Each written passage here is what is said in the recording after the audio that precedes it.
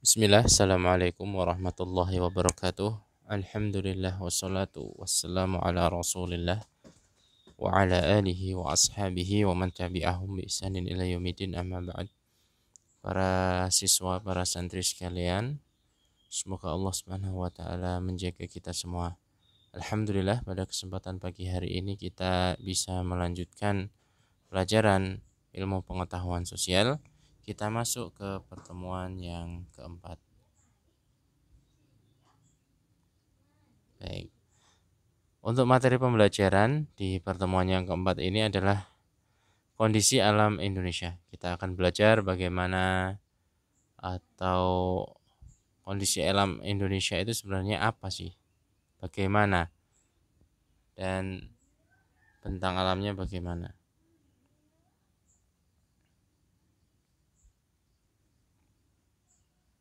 Nah, Indonesia adalah negara kepulauan yang beraneka ragam bentuk muka buminya. Jadi bentuk muka bumi itu ya kondisi alam Indonesia ya bagaimana. Kondisinya kan sangat beragam. Ada yang dataran tinggi, ada yang dataran rendah, ada yang pegunungan, dan ada yang laut, sungai, danau, dan sebagainya. Letak astronomis berkaitan dengan iklim, sedangkan letak geografis berkaitan dengan keadaan alam maupun penduduk. Jadi letak geografis kemarin sudah kita jelaskan, Indonesia terletak di 2 samudra dan 2 benua dan yang lainnya di jalur perdagangan Sirkumpasifik. Terus banyak juga gunung api. Itu nanti akan membentuk klaster atau kelompok penduduk.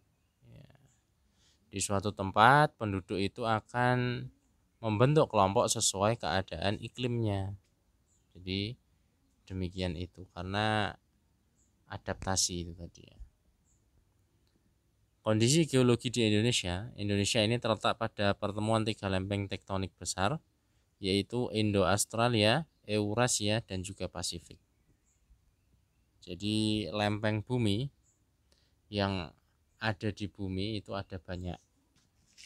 Dan yang terbesar diantaranya adalah 3 lempeng ini, yaitu Eurasia, Indo-Australia, dan Pasifik.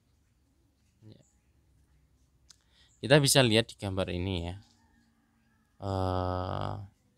adanya lempeng bumi yang bertemu di sini di bagian sebelah kanan, di sebelah kiri ini yang saya garis merah ini lempeng Samudra Pasifik ini bertemu lempeng Indo-Australia ini, kemudian bertemu lagi lempeng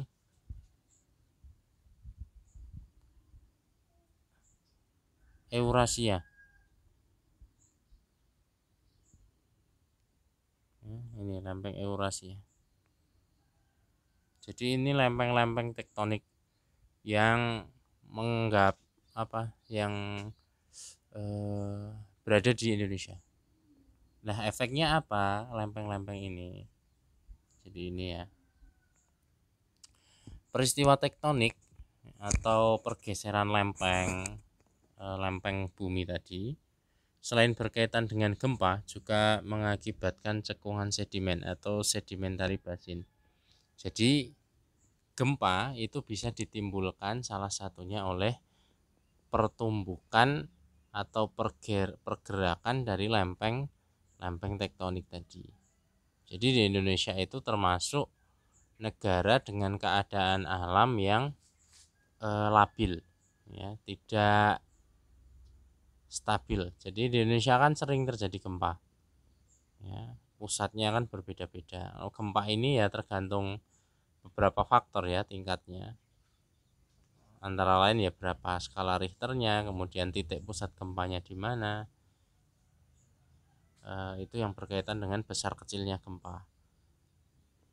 Nah, lempeng ini ketika dia bergerak akan menimbulkan efeknya adalah bumi di mana lempeng itu bergerak dia akan terjadi getaran. Getaran ini yang dinamakan gempa tektonik.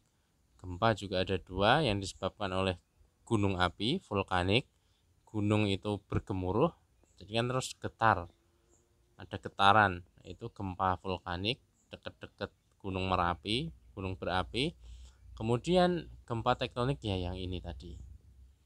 Namun selain ada gempa tadi, positifnya, hal yang positif itu adalah bisa didapatkan sedimen, batuan sedimen, cekungan sedimen.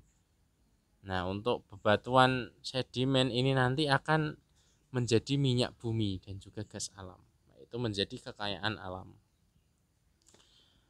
Indonesia mempunyai 3 posisi dalam lempeng tektonik. Yang pertama adalah forearc, yaitu zona aktif, di mana daerah Indonesia yang berbatasan langsung dengan patahan akibat tumpukan lempeng. Jadi 3 lempeng tadi. Karena beberapa pulau melewati lempeng itu ya berarti zona aktif. Kemudian volcanic arch, yaitu daerah dengan jalur pegunungan yang aktif. Di Indonesia ada beberapa gunung api aktif. Kemudian back arc, yaitu daerah yang paling belakang dari lempeng tektonik dengan topografi seragam dan stabil. Jadi back arc ini adalah dia jauh dari garis lempeng, makanya dia kondisinya stabil. Dan topografinya cenderung seragam, tinggi rendahnya tanahnya itu cenderung seragam. Kita lihat di sini ada contoh jenis pergerakan lempeng. Yang pertama adalah divergen, yaitu dua lempeng saling menjauh. Jadi nanti akan terjadi retakan di sini. Nah, saling menarik menjauh. Yang satu kiri, yang satu kanan, yang satu ke barat, yang satu ke timur. Yang kedua adalah konvergen. Konvergen ini saling mendekat. Jadi ketika saling mendekat, yang terjadi adalah tumbukan. Kalau sudah tumbukan, yang satu naik ke atas, yang satu naik ke bawah, seperti ini ya. Ini naik ke bawah, ini turun ke bawah, ini naik ke atas. Terjadi lipatan. Lipatan. Kemudian ada transform. Transform ini geser, tapi yang satu ke utara, yang satu ke selatan. Dan tidak saling menarik pada bagiannya masing-masing, sejajar.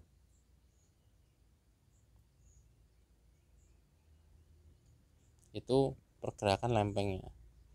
3 jenis pergerakan lempeng. Nah, kalau lempeng di Indonesia ini bergerak, ya kan terjadi getaran-getaran, itu menyebabkan gempa bumi.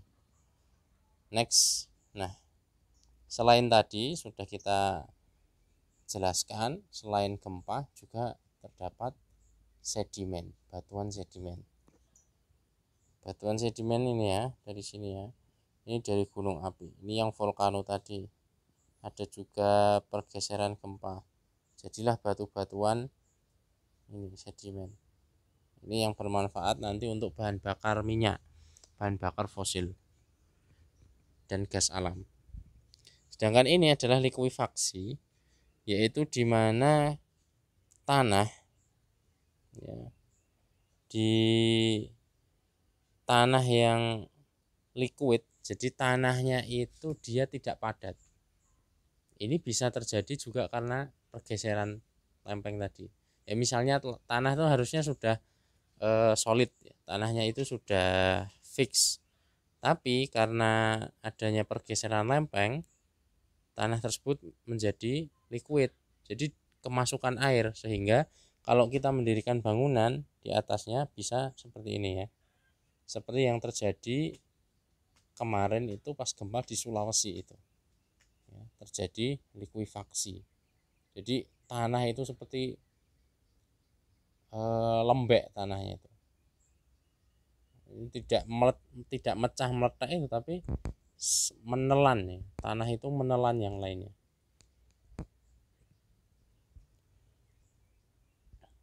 Kemudian bentuk muka bumi di Indonesia berbagai macam ya. Jumlah pulau yang ada di Indonesia ada 13 ribuan dengan daratan seluas 1.900.000 dan lautannya 3.200, jadi hampir 2 kali lipatnya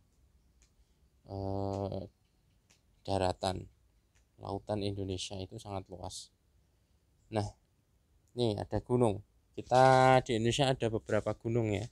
Di Jawa paling tinggi Gunung Semeru ya. Di Indonesia gunung paling tinggi gunung di Papua, puncaknya Puncak Jaya Wijaya. Kemudian kita juga punya lembah ya, dataran dari gunung yang cekung ke bawah. Kemudian kita juga punya dataran tinggi ya, daerah-daerah yang di atas MDPL yang tinggi gitu, jadi sejuk hawanya. Kemudian juga punya perbukitan, kemudian juga sungai yang mengalir dari atas menuju ke muaranya adalah danau maupun nanti ke pantai. Dan ini adalah dataran rendah. Inilah bentuk muka bumi di Indonesia ya, komplit ya. Keadaan iklim di Indonesia ini termasuk iklim matahari. Apa itu iklim matahari? Ya, iklim matahari itu iklim yang dipengaruhi oleh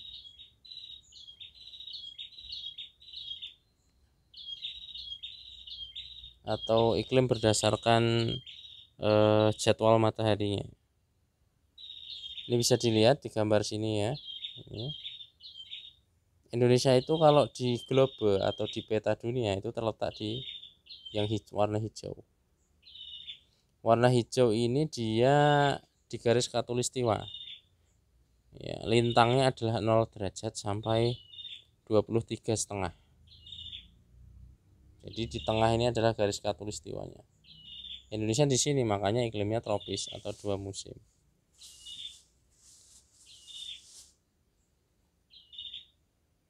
Indonesia terletak di daerah garis khatulistiwa sehingga beriklim tropis. Ciri iklim tropis suhu udara tinggi, setahun kurang lebih 27 derajat dan kurun waktu lama siang dan malam itu setara.